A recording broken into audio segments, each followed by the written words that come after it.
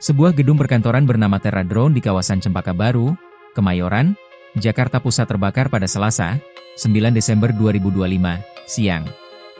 Sebanyak 22 orang tewas akibat amukan si jago merah tersebut.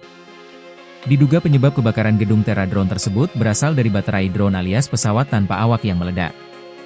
Sempat terdengar suara ledakan keras.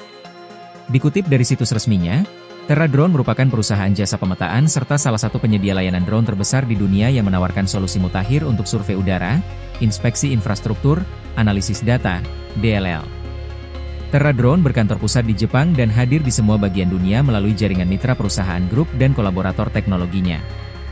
Terra Drone Indonesia telah aktif memetakan dan mengelola lahan perkebunan kelapa sawit di Sumatera menggunakan teknologi drone.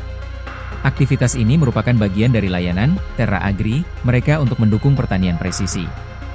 Terra Agri adalah salah satu divisi agrikultur dari Terra Drone. Pada tahun 2021, Terra Drone Indonesia bermitra dengan International Finance Corporation, IFC, bagian dari World Bank Group, untuk melakukan studi bersama mengenai pemanfaatan teknologi drone dalam pemantauan petani kelapa sawit swadaya.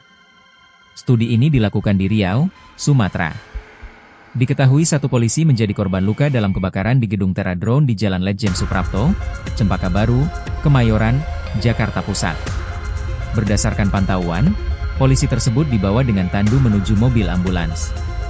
Tangan kirinya tampak terluka dan diperban. Ketika berada di dalam ambulans, dia terlihat meminta tolong kepada tim medis. Polisi itu dibawa ke rumah sakit terdekat untuk segera dirawat. Saat ini korban tewas akibat kebakaran itu tercatat mencapai 22 orang. Jasad korban dibawa ke RS Polri Kramat Jati, Jakarta Timur, dengan mobil ambulans.